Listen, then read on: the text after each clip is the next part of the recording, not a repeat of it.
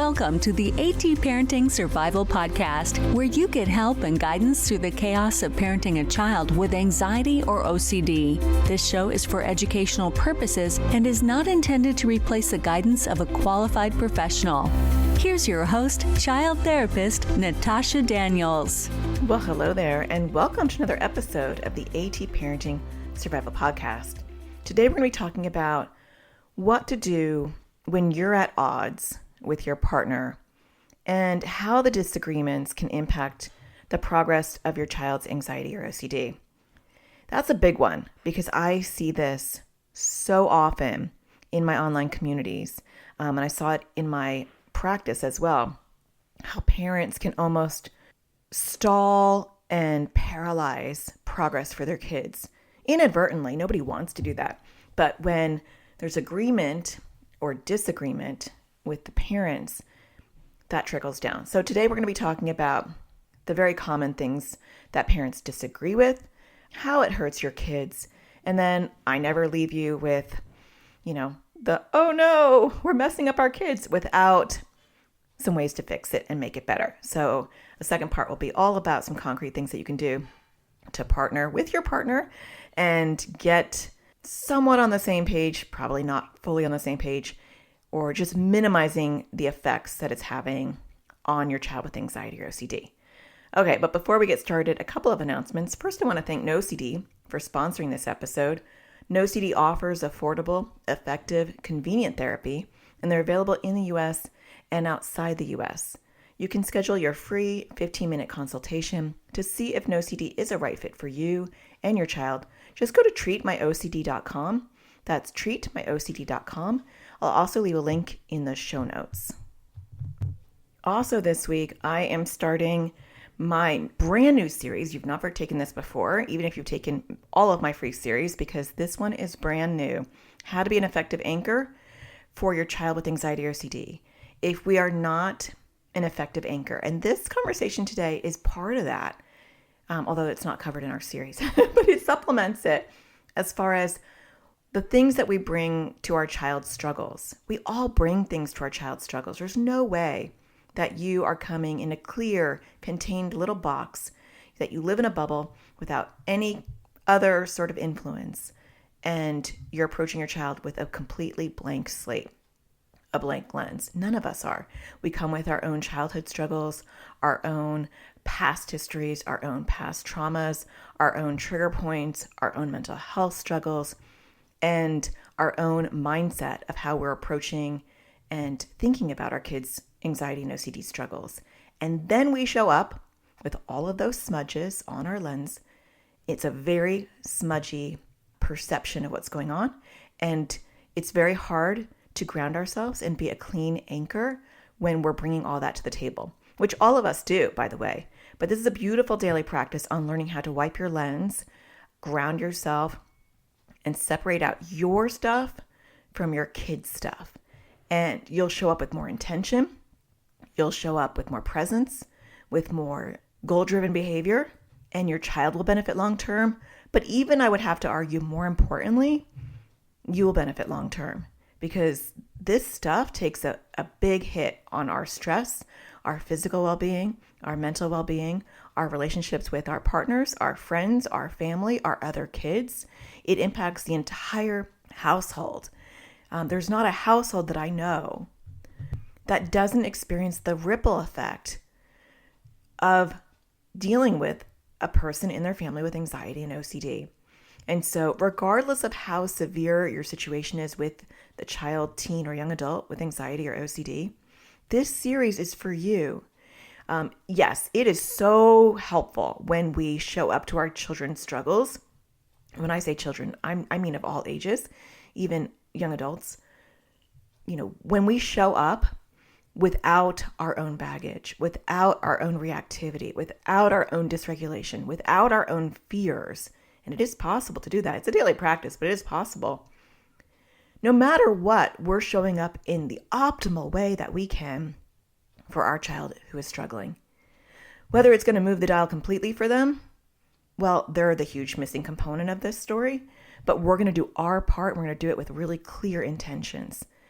The other, I think, equally, if not more important part, though, like I said before, is the impact it will have on your ability to sustain this long, long journey sometimes with anxiety and OCD, your ability to have a better quality of life, and equally important, your other family members and how your house functions as a whole. I'm very excited about this, if you can't tell, because I have been living this with the big ups and downs and roller coaster rides that are going on in my house with my kids with anxiety and OCD. Things that are out of my control.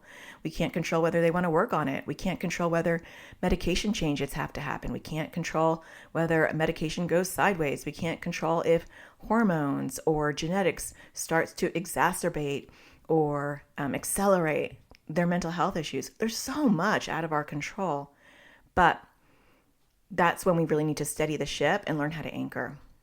Draw that anchor. It's so hard, but it's so unbelievably helpful. Okay, well, it's free, by the way. You can sign up. It's starting this week. So the first video comes out on Thursday, and then I do bonus live classes. So I'll have a bonus live class on Friday. And then there are 2 other videos. So it's a 3-video series.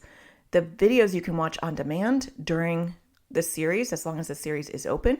It's open from, let me just see, because I am recording this in the past. So it opens on January 30th, and the series will end on February 7th, and then I will have the replay that weekend. So definitely sign up. You can register at atparentingsurvivalseries.com. Okay, let's talk about being at odds with your partner. For starters, I just want to say it's normal. I would have to say that the majority of couples that I worked with in my private practice for over 2 decades, and now I don't have my private practice, I closed it, and I commit all my energy and support to the AT Parenting community, which is my member community, and there are over 1,000 members in there, and I am daily supporting them, and it's the same thing as the parents in my private practice. Most of them are struggling with disagreements with their partner. That's normal. Anxiety and OCD is a really tough thing to deal with. And research has shown that couples who are faced with their child's illness or a severe trauma or anything that happens, a loss, a death, a chronic illness, that impact to the relationship, the marital relationship or the partnership is huge.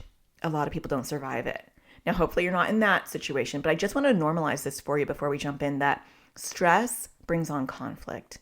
And this is a huge stressor. So if you guys are not seeing eye to eye, it's easy to just throw out your hands up in the air and just be like, my partner is a nightmare. And maybe you're not saying that, but you might just be feeling like, why are they doing this? Why are they making this so much harder? I want you to know that this is a common situation. And it's probably not necessarily your relationship per se. It may be, but it may not necessarily be. It's just that stress does create conflict. So what do people argue about? All right, well, these are the top, let's see, 1, 2, 3, 4, the top 5 things. I made a list of things that I've heard partners, and I'm saying partners because you may or may not be married. Everyone's in different type of relationships. So somebody you're partnering with to raise your child and help them with their anxiety or OCD. So these are the 5 most common ones that I saw in my private practice and I continue to see in the AT Parenting community. 1 is they disagree on the accurate diagnosis. One parent says, this is anxiety or OCD, and the other parent says, I don't think so. And you with everything I'm going to talk about today, you have degrees of this. You have severities of this. You might have someone who's really extreme on this. You might have someone who's just moderately disagreeing. So just keep that in mind when I'm talking about each one of these categories, because I'm going to give you examples that might seem extreme and that may not be your case. It might be a little bit more centered in the middle. Or I might give you an example that seems pretty centered in the middle and you're like, whoa, no, my partner is way over to the other side. But the diagnosis is often argued. I'll hear people say this is just typical child behavior. This is normal. I did this, which we're going to talk about genetics and the apple not falling far from that genetic tree in a minute. So when they say I did this too, that's really not selling it because, genetically, we all have a lot of the similar behaviors as our kids. But there's a fight over the diagnosis, which really puts the brake on. Because if you disagree fundamentally on whether there is anxiety or OCD, then you're immobilized. You're not able to even move forward because there's this disagreement. Okay, that's the first one. That's the most common one. Second one, how did the anxiety or OCD get started? We were doing okay. Things were just going really well. And then boom, now we have anxiety or OCD. Some people don't see it that way. They see it as a progression. I know in my house, I think a parent without maybe my clinical expertise might have thought it was on like sudden onset or that it just came out of nowhere. But me having a very keen eye to this, I mean, I saw it in toddlerhood. I saw it in preschool, but I could easily see where a parent wouldn't have noticed the subtleties until it became a bigger issue. And so a lot of times parents point fingers. This is your fault because you coddled him, or this is her fault because she's not strict enough, or this is your fault because you're too punitive and you overwhelm them, or it was the time they saw someone throw up in kindergarten, or it was the time where you mentioned that there were germs on the floor, or it was when she saw that movie and we both were like, oh my gosh, why did we show her that movie? People argue about how things happened. It is important to know that anxiety disorders and OCD have a strong genetic component. And so it's not everything, but you have that genetic seed, and then what sprouts it? Is it trauma? Is it hormones? Is it just the time that it was going to go no matter what? Who knows? We're really behind so far in the science behind why there is a genetic component, but why some people don't fully develop their anxiety or OCD. Same thing for like diabetes or asthma. There's people who are like predisposed to these things, but don't always get them. So how that happened, people argue. They blame each other. They blame events. They blame each other's relatives. It can get deep. And that wastes energy and time because the how is less important than what are we going to do about it. The how when it comes to like PANDAS and PANS, which we're not going to go into today, but I just want to mention as far as do they continue to have an infection or strep or something that did suddenly bring this on, and now I do need to do the medical aspect of things as well. That is important. But I'm talking about blaming your mother-in-law, or, it's that time that you went away for 3 weeks and they couldn't handle it. That's what's caused all this. Well, anxiety disorders and OCD aren't caused by just one singular event. Trauma is, but anxiety disorders and OCD are highly genetic, and they can show up out of nowhere. Trust me, I was watching my kids and I was doing all the right things, and genetics just was very, very strong. It's so strong in my family. You can't really look at any family branch without seeing some mental health issue. And so it was just inevitable. But what we do about it, we can change that. Okay, so that's the second one. The third one is about what approach to take. So you might have a partner who agrees with the diagnosis. Maybe you guys aren't arguing, or you've stopped arguing about how it happened. And now you're like, okay, we have a problem. It's clear we have a problem. But what approach do we need to take? And that's actually probably tied with the diagnosis debate, because that's a really common one. So you have some parents who are like, we got to love this. We got to push them. We got to get them out of their comfort zone. We got to push them off the cliff, throw them in the deep end, or punish them. Even you have parents who are punitive. We're letting them get away with murder. And so we need to tighten our ship up. And then you have other parents who are over-enabling. Maybe they have their own anxiety or OCD, or maybe their own mental health issues were ignored as a child, or maybe they don't like to see their child in distress and they want to rescue their kids. So they're over-enabling the anxiety or OCD, accommodating the anxiety and OCD to the point where it's fueling the fire that keeps burning and growing this disorder. So you've got two ends of the spectrum. And then you have a parent who is digesting all this information, listening to podcasts, getting books, contacting professionals, getting their kids into therapy, whatever they're doing, they're tuned into the therapeutic approach of how to treat anxiety or OCD. And if they have a partner who's not tuned in to the therapeutic approach, is not wanting to read the books, listen to the podcast, go to the therapist, they might be like, what the heck? Why are you doing exposures? Like, they're afraid of that. Stop doing that. Or why aren't you answering their questions? Well, you're trying not to reassure them because you know it's a compulsion, but your partner who is not reading or consuming anything is like, that's just cruel. Just give them the answer and we move on. You can't approach OCD in particular in a rational way. And you can't accommodate anxiety to the point where you cocoon your child in a bubble so they don't learn how to sit with discomfort. And it's a balancing act. But if you don't understand the research, the science, and the therapy modalities behind these behaviors, you can look at your partner like they're crazy. Like, why do you want to do this? You're making our life more difficult. And unfortunately, in order to improve anxiety or OCD, you have to go through it, not around it. You can't avoid it. And so it's kind of like removing a beehive. If you want to remove a beehive, you're going to have to pick it up.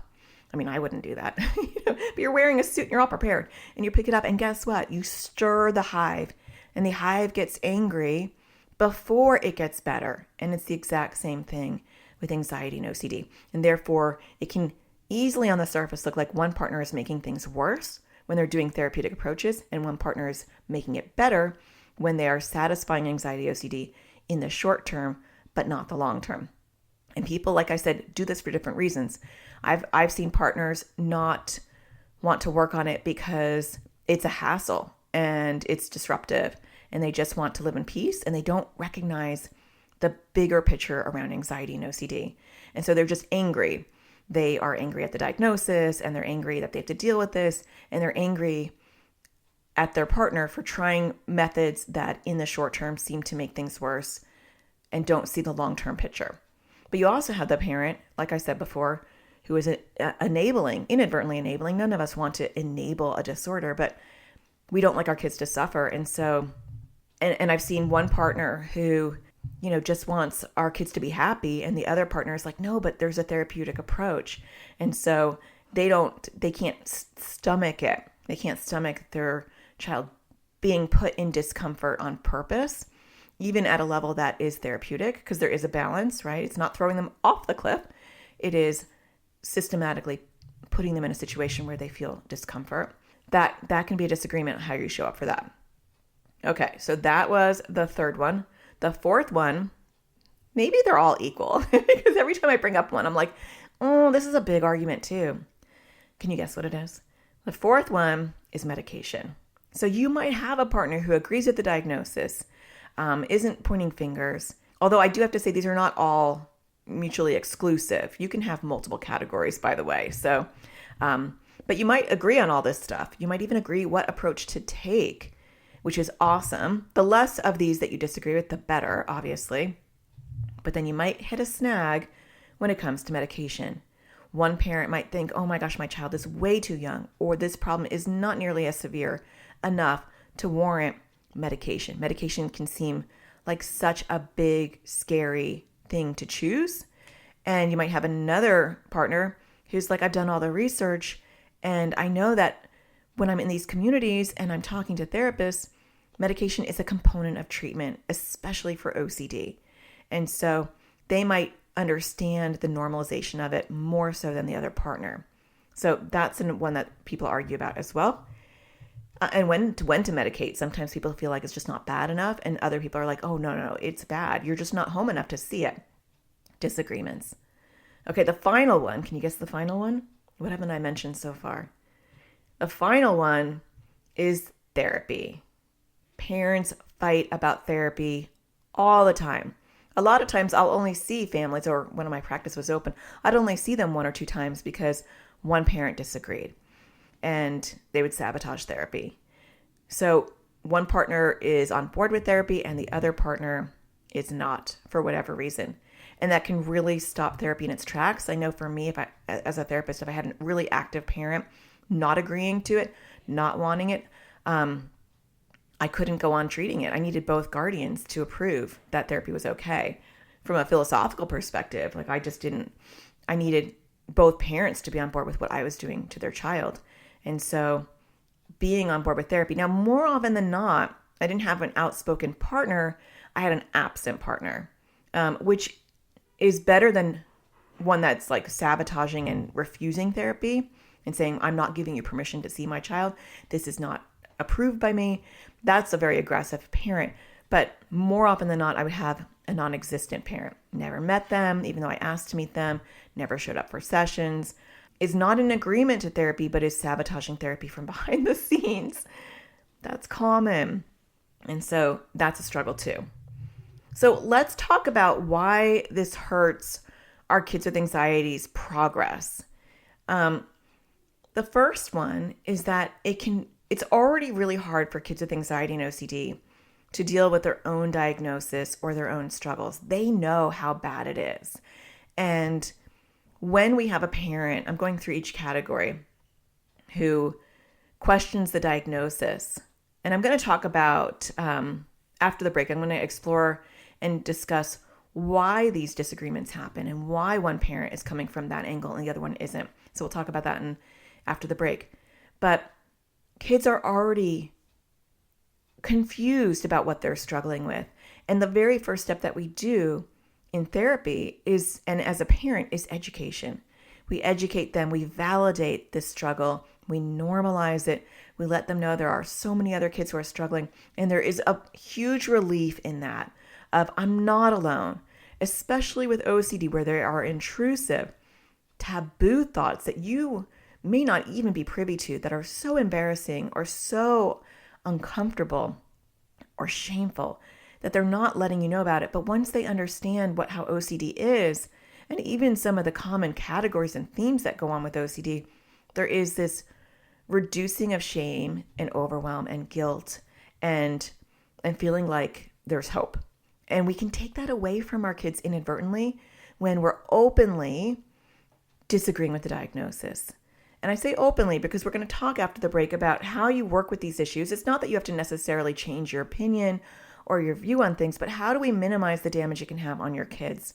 Openly disagreeing and arguing about their diagnoses in front of them will make them feel unstable, insecure, embarrassed, confused, and even feeling guilty. And that goes into my second one as far as how this hurts our kids. The second one is kids are not stupid. They're little walking sponges. They hear and feel everything. I can't tell you how many times parents would say to me, oh, the kids don't know about this. We're getting a divorce. The kids don't know about this. The dog died. The kids don't know. Well, I guess they would know about the dog, but like somebody died or this happened or he lost his job, but the kids don't know. And then I meet with the kids alone and the kids know. The kids always know. Don't be naive. Kids know. They know the pulse of the relationship because it's their well-being. It's attached to how well you are doing with your partner if you have one. And so they feel really guilty when they know that their struggles are causing their parents to fight. And it does quite a few things. It makes them stuff their feelings. It makes them hide their symptoms. It makes them self-blame even more than they already do for anxiety or OCD. And it makes them depressed and hopeless, not motivated to work on things because they feel like, look at what I'm doing. I'm destroying the family. And they may not be vocal about it. You might have a child who's oppositional and defiant and mouthy and manipulative in your lens of how you're viewing it. But underneath, it's coming from hurt. It's coming from hurt, the blame and the guilt and the shame of them causing this chaos in their family. Most of our kids don't outright verbalize, I'm sorry, I'm the one to do. Some do, but many don't. Instead, they show behaviors. They show difficult behaviors when deep down underneath all that is this ball of shame. Look what I'm doing to my parents. Look what I'm doing to my family. So we can reduce that. We'll talk about what we can do to reduce that. The next one is when you're not a unified approach. Even if you're not really communicating this to your kids, you're not shouting in front of them, you're not debating these things in front of them. One, I would argue that kids are really smart and they know, they can sense it. But two, when you're not united in how you're approaching the anxiety or OCD, everything gets watered down. Everything gets watered down. So if you have one partner who is implementing exposure response prevention and the SPACE program where they're systematically pulling back their involvement in growing the anxiety or OCD. And then you have another parent who is scoffing at ERP or is undoing some of the exposures and is doing all of the enabling or growing of the anxiety or OCD while you're doing space, you are neutralizing each other. You are canceling each other out. And the only person who's really struggling and suffering from that is the kid. Your child is the victim to that because one of you thinks you're doing this right and the other one thinks you're doing this right. And now neither of you are doing it right no matter what because you've both canceled each other out. I've seen that time and time again. I've had kids in therapy for years and I'm like, why are we not making progress? The child's motivated, the child's working on it. The parent that's showing up is working on it and they're motivated. And yet the symptoms keep getting worse. And then more often than not, it's the other partner that's not coming to therapy, that's not talking, who is quietly undoing, not purposefully necessarily, most of the time not. They're doing what they think is best for their child. And it's watering down and even neutralizing the benefits of any therapeutic approach that's happening in the family's house and within the child themselves. And that's really unfortunate.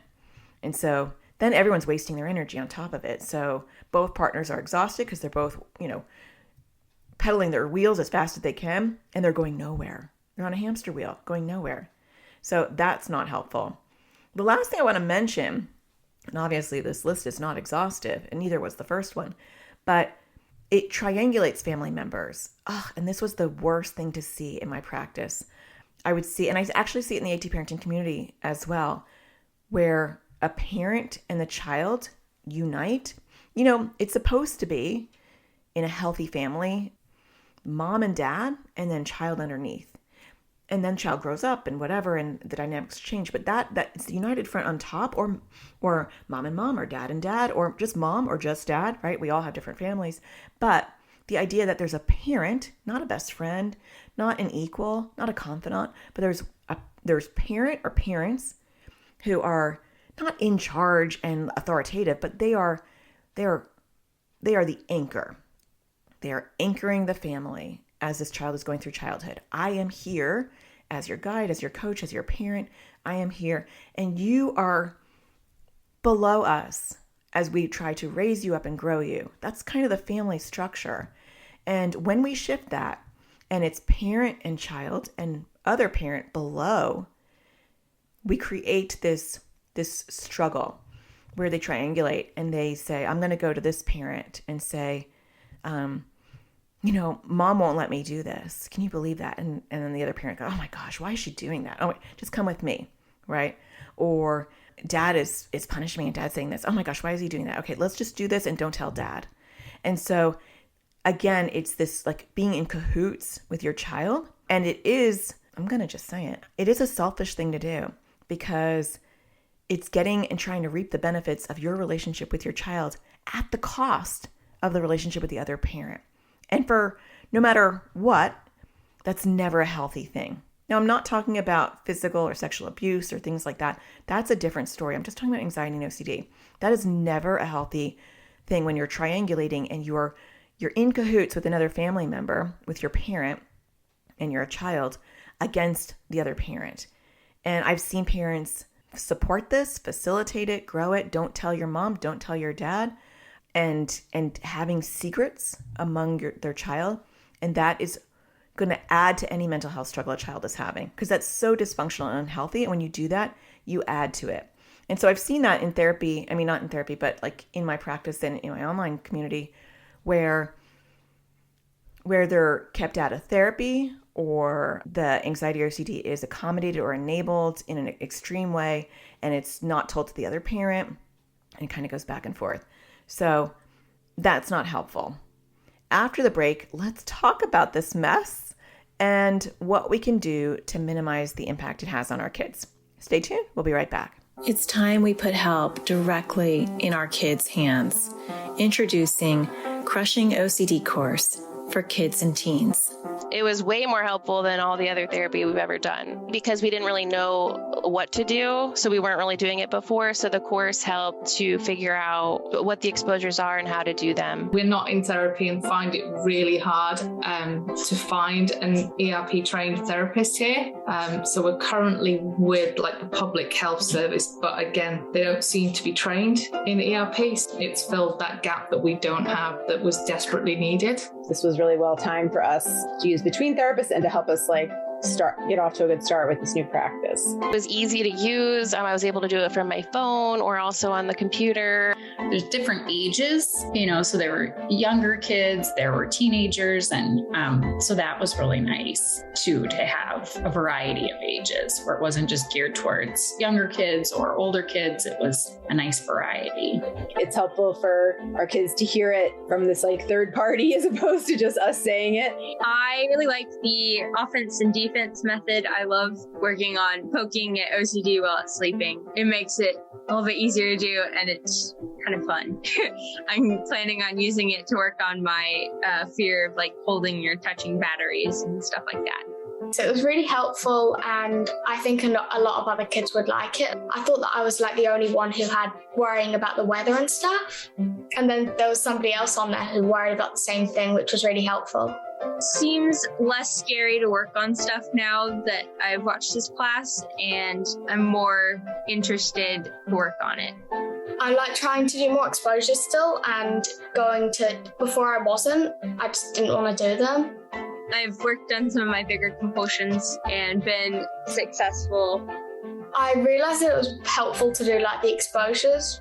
Before it was really, really hard. It's still hard, but it's helpful to know that I need to do them. Before there would be a lot of battles about it, so it is definitely less loggerheads.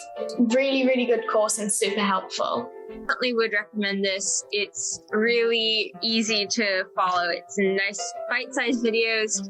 I really like the worksheets that go along with it, and I think it's really helpful. To learn more about this course and register your child or teen, go to atparentingsurvivalschool.com. Welcome back. Okay, so before the break, we went all into the muddiness of how disagreements impact the progress of our kids with anxiety and OCD. Obviously, not good, right? But what do you do about it? Well, the first thing I think we want to start with, and this might be a hard one for some of you, is validate the other person's opinion. I understand you feel this way, or I understand that you're struggling with the diagnosis. It's really hard to start when you're disagreeing with someone. It's really hard to start with agreeing with them. I know for me, because when my husband was alive, he would say that I'm super stubborn. And my response to that was always and you're stubborn too, because we both were really strong-willed and stubborn. But I know for me, it was a hard place, and for him too. It would be really hard to start the conversation with validating the other person. And that doesn't mean you're agreeing with what they think, but you're validating how they feel. I get that you are really worried about them being diagnosed with anxiety or OCD, or I get that you're really concerned about our child going on medication. And then I would explore, and you have to do this really carefully because, you can do this in a way that seems demeaning and you're not going to get traction. But what is behind the conflict? Where is this other person coming from and why? This is really what we dive into in my upcoming Anchor series that's starting on Thursday, is the why behind our behaviors, the why behind our emotions when it comes to our kids with anxiety and OCD. It's not out of nowhere. And so when we're arguing about an accurate diagnosis, these are kind of the things that are the whys that I've seen. Obviously not exhaustive, but there's pride. I can't have my child be diagnosed with a disorder. It reflects on me. Now, sometimes we won't verbalize this. This is a subconscious thought that I want us all to be healthy and happy, and I don't want this smudge on my kids. This, some people even vocalize, I don't want this to be on their permanent record. I don't want anyone to know about this. There's an embarrassment or shame around a diagnosis. Some people feel like people over-pathologize, and you're just pathologizing our kids. Sometimes parents point at each other and say, you have mental health issues, and you see your mental health issues in our kids. And you just see mental health issues everywhere. You think everything's anxiety and OCD. Now, sometimes they see it because they know it, because they've experienced it. And there is a strong genetic component. So sometimes that is not an accurate finger-pointing explanation, because maybe they're more tuned into it, to be honest. I've even heard in the AT parenting community, sometimes it's like, well, you're a therapist, and so you see pathology everywhere. So of course you're going to diagnose our kids too. But they also have expertise. I don't know. Just saying. So pride can be a part of it. Sometimes their own history can be part of why you guys disagree. It might mean that you've had family members that have disorders, and you have your own emotions around that. It might mean that you've had your own mental health struggles, and so you have emotions around that, whether you want your child to be heard and seen and get treatment the way that you didn't, or, it can play into so many different ways. But your own history definitely can be part of that. It could also be that you have fear, right? If we make this a thing and we formalize it, then it's real. And if we can just wait and see, the whole wait and see, then maybe we can ride this out. If I put my head in the sand, then maybe I don't have to deal with this. And how you guys approach the anxiety or OCD also comes from your own history. And so are you afraid of, your child being too cocooned and they need to be resilient and they need to be able to get out into the world? Or are you afraid that your child is going to be treated too punitively and that they're going to be, it's abusive and that they can't handle it? Or not can't handle it, but it's not going to help their anxiety or OCD. So you can see it from all angles as far as the why. Where does it come from? Medication? Maybe they've read things or seen things, or they have preconceived ideas of what medication means or will do to their kids. Therapy? Again, preconceived notions of what does therapy mean? What does it mean when my child goes to therapy? What does it mean for me and my family? Is this stigma? Or will the therapist take control over my child? There's all this narrative and stories that people believe or have been taught that play into these struggles. So I think it could be helpful to have a conversation, if you're in a relationship that is healthy enough to do this, to talk about, tell me what makes you anxious about medication, or tell me why you feel like she's ready for medication. Tell me what's the scariest part about having our kids in therapy, or tell me, why do you feel like an outside professional needs to come in and help our child at this point? Ask each other about the why behind it, and don't go right into rebuttal mode, but listen to them. This is hard, and it's definitely easier for me to say this now that I don't have a partner because I get it. When you're in the thick of things, it is so hard. And to be honest, I actually feel like it's easier. I feel like there's so many things in my life that are not easier. So many things are not easier. But being the only one steering the ship around my child's anxiety and OCD is easier. Not that my husband argued or, he didn't do any of the things that I just mentioned. He didn't argue the diagnosis or how it happened, or what approaches to take, or even medication or therapy. He didn't argue any of the categories, but he just didn't have the patience. And so he would get angry and he would inadvertently sabotage the work that I was trying to do, like to build my kids' self-esteem or to approach them non-emotionally, because he would lose his cool and he would say things in the moment like, you never learn, or you're always a problem. And I'm like, oh my gosh, in 2 sentences, you just undid 6 months of work. And he'd feel bad about it. But that is really hard. So even when we're on the same page, we can still have parents that undermine inadvertently, not intentionally, the therapeutic impact that we're trying to have on our kids. But if you can talk about it, that'd be great. If you need a therapist, you can go to a couples counselor or marriage counselor and have them help you process this. Just remember, don't get into defense mode. Just get into, let me hear you and let me see why you think this. Very few couples do that as far as the why. Sometimes they know the why. The why might be you have your own anxiety or OCD disorder and you've normalized that.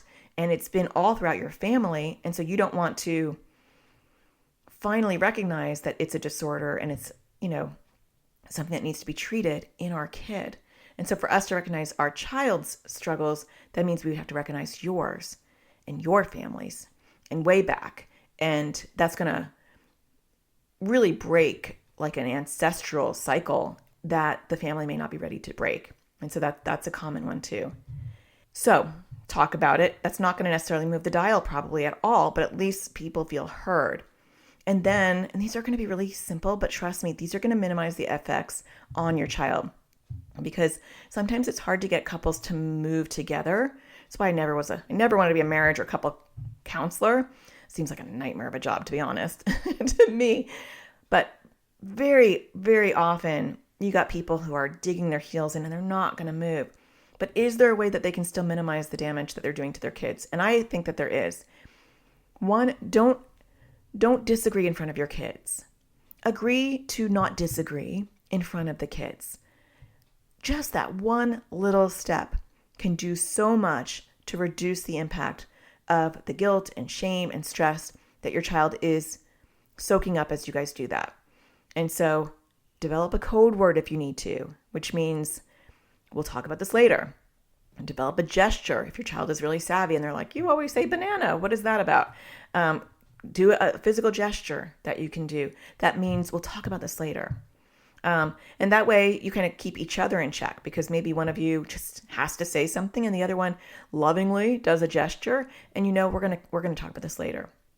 Agree to not cancel each other out in front of the child. If one parent is handling a situation, that's not the time for the other parent to swoop in and say, stop telling her that, or why are you doing that? That's a hard one, especially if you see something that you really disagree with. As long as it's not abusive, I think it's more damaging to swoop in and save your child in the middle of it than talking about it behind closed doors afterwards. And I wouldn't make it obvious. I wouldn't be like, can we just talk for a minute in the bedroom? Give it some space so your child's not knowing that whatever just happened is something that you guys are about to go fight about. And so this can even happen with couples who get along. With my husband and I would be doing something. I would be either helping my child ride some sort of wave of discomfort around anxiety or OCD, or I'd be disciplining them for something that they did unrelated to anxiety or OCD. And my husband felt often that it was necessary for him to chime in as well. So if I said, you need to pick up your clothes, he'd be like, yeah, you need to pick up your clothes. Or I'd say, it's not okay to talk to me that way. Yeah, you don't talk to your mom that way. And I was like, I don't need a magnifier. Like, put down your bullhorn. And same goes for me. If he was in the middle of dealing with it, and sometimes he wasn't using the words, it must have been a nightmare to be married to a child therapist. He would actually say that, so I totally understand that. He wouldn't be using the words or saying it in the way that I would want him to say it. I don't get to control him. He's his own person. And so I would work hard on not jumping in the moment. I would talk about it later. And sometimes, to be honest, I would never talk about it at all, because I knew it shut him down and he already felt bad about how he parented when he was like more irritable. So I wouldn't, but sometimes I needed to. Sometimes it was something I couldn't let go, but I would wait until we were far away from that moment and out of earshot from the kids to talk about it. And I would come at it in a way that says, I had a little bit more compassion. Sometimes it didn't matter, any kind of even structural criticism was still criticism, but sometimes it landed okay, and vice versa. So don't cancel each other out in the moment. And if one parent is dealing with it, pull back and don't jump in and try to fix it. I call that seesaw parenting, where one is swinging into the one severe direction and the other one wants to, cancel it out and make it better. So you see this also with parents where one is really punitive or more punitive and one is more coddling. And so the parent over coddles to compensate for the over authoritative parent, and the authoritative parent is more authoritative to overcompensate for the coddling. And you get this seesaw parenting, which again neutralizes it out, confuses the child. The child's not parented at all because they've got two parents who are neutralizing their approaches, their extreme approaches, and it really could cause a lot of mental health struggles in their child. The next thing I would say is define the roles with each of you if you can agree, so you're not canceling each other out.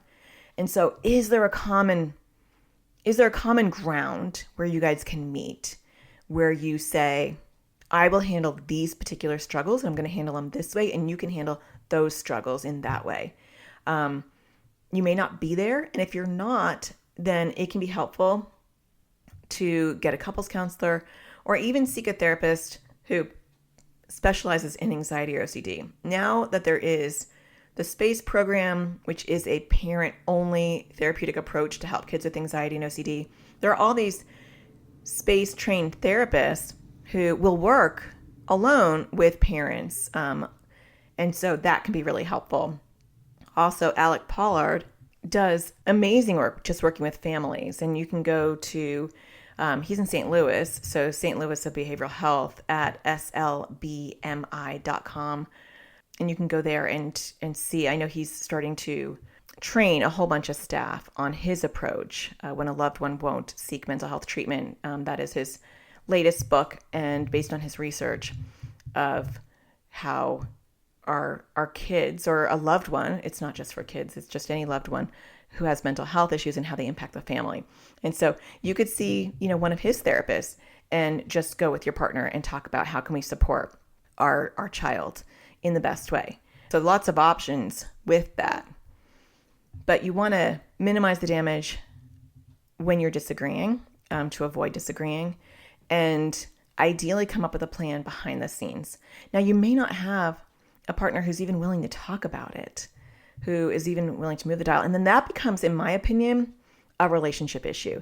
If I can't even talk to you about our child's anxiety or OCD, or you're so actively sabotaging it that I'm feeling resentful and angry with you all of the time, and this is impacting my relationship with you, where we're not okay anymore, you definitely want to go see a marriage therapist.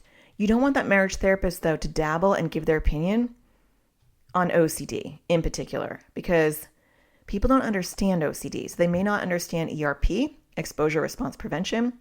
And so when you get to that point, I would definitely go to a SPACE therapist who can talk to you about navigating this in your family without not having any expertise in that area. I think the key to remember is that your goal is the same as your partner's. You both want what's best for your kids. And at the heart of this disagreement are two loving parents who want the best for their kids. You may not see things eye to eye or see how to get there. You might disagree with what will be the best for your kids, but your goal is the same and you're united by your goal and your love for your child. And remember that, because it can feel like you don't have anything. There's no common ground, but there is a huge common ground, and that is the love that you have for your kids and the desire for them to do well. And the first step, if you really care about that, the first step is to learn how to come together. It doesn't mean you have to all agree. It doesn't mean that one side wins and the other one doesn't. That view is already a loss, either side. It just means, how do we minimize the impact of us not seeing eye to eye on our kids? Because neither of us, hopefully, want to negatively impact the long-term success of our kids' mental health. And that's regardless of diagnosis, regardless of anything else. Nobody wants that. So I hope that you both were able to listen to this episode together or separately. And I hope that you got one nugget from it where you're like, we could do a code word, or we could not agree in front of you. We won't disagree in front of the kids. I just hope that you took one nugget at least that you're going to apply today and agree to apply today.